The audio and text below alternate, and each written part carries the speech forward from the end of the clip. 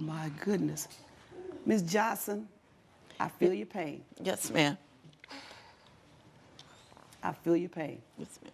So that's the way you say you got sent home because she came to your job and they found out you were not black, white, but black, and therefore they sent you home because she wasn't allowed there? Yes, they sent me home because is they this can't place? have people like her there. People like her. Yes. They had people like her because they had you. Like I said, her and I are different, obviously. Ms. Johnson, let me hear from you. Your Honor, I'm so sorry. If you can talk, because whew, God help me, because I feel like coming down there and knocking some sense in your head. Your Honor, I'm just really saddened that I'm here in the first place and that you and everybody else has to hear and know that my daughter is suing me for $600.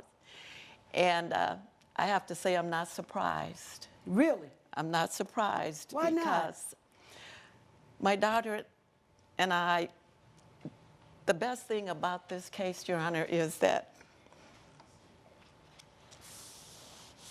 I get to see my baby because we don't talk, and I don't see her ever.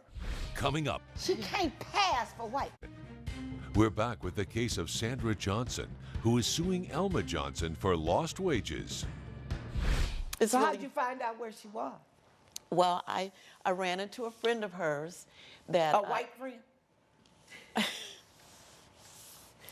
Yes, ma'am. Mm-hmm.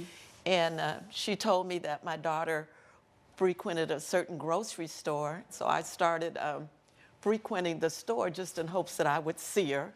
Wow. Because I wanted to talk to her. I wanted to see if she was healthy, that she was happy, and I knew that I would be able to tell that if I could just look into her eyes, that I would know how she was doing. She may be healthy and happy physically, but she's not healthy. Well, she's emotionally destroyed. Well, you know, Your Honor, this happened a while back because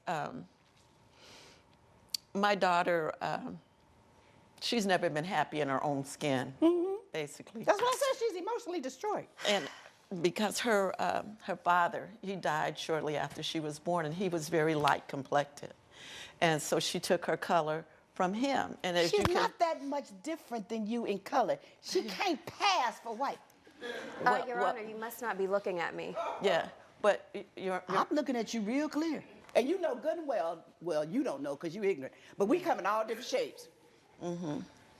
Well, Your Honor, I wanted my daughter to have a better life than I did. As every mother does. And, you know, she expressed to me early on that she wished that we were both white because of the challenges that she had experienced in school, and she saw that the darker skinned people she felt were having a harder time, so she didn't want that kind of life. And so and naturally so, I understand that, wanting more, wanting better. But she could have more and better without dismissing her mother.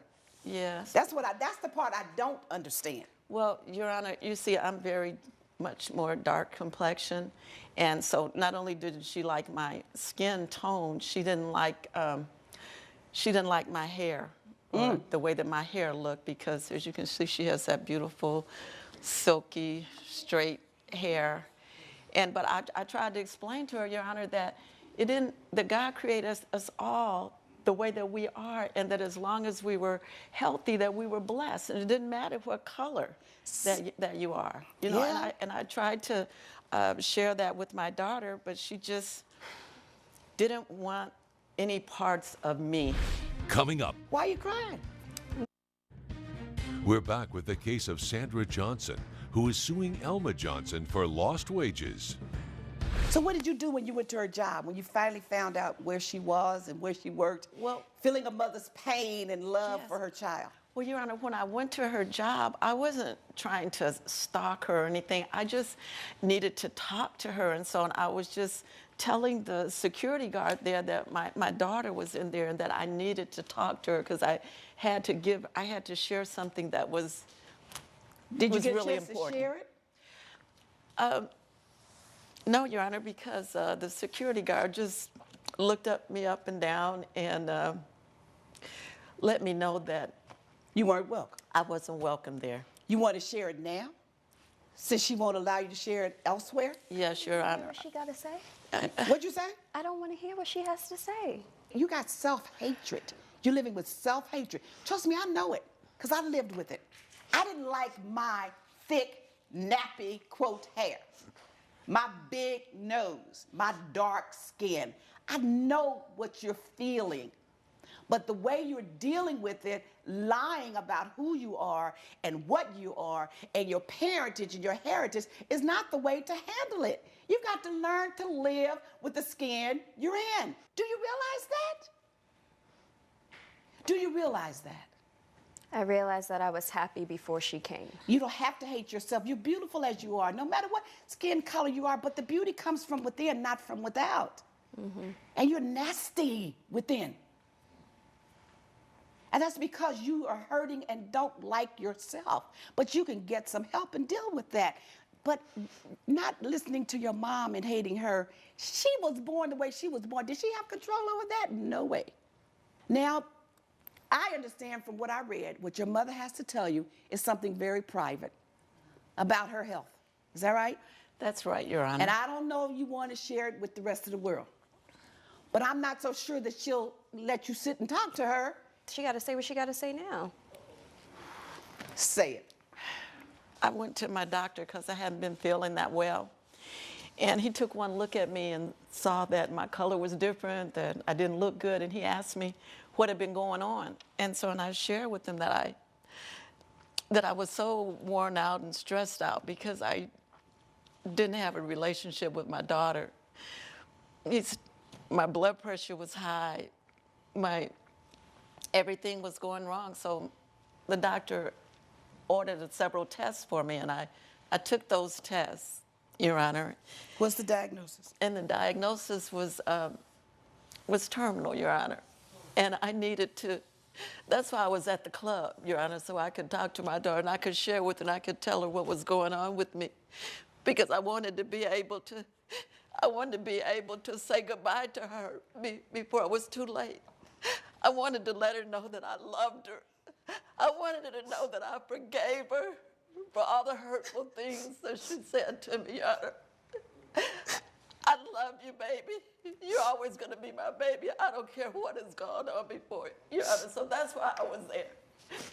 Why Not you to crying? try to get her fired. Why are you crying? I'm not crying. What you feeling? I don't know. You don't know. Judge Mablean's verdict when Justice with Judge Mablean returns. I'm not ordering your mother to pay $600. You lost your job because you lost the night shift, and the $600 because of your lies, because of your dishonesty. Had you simply said to that man, yes, that's my mother. Can I have a minute to go talk to her? He probably wouldn't have told you to go home. But that was the only way she could get to see you. You did that. So, judgment for the defendant, I'm denying your claim, but I'm ordering you to go sit down and have a conversation with your mother. If you don't want to talk, just let her talk and you listen. Now, that's the order of the court. Judge Mablean has ruled in favor of the defendant. The plaintiff's case has been denied. I just want to apologize to you, and I guess that I'll try my best to work on myself. And I want to say, you're beautiful. I love you.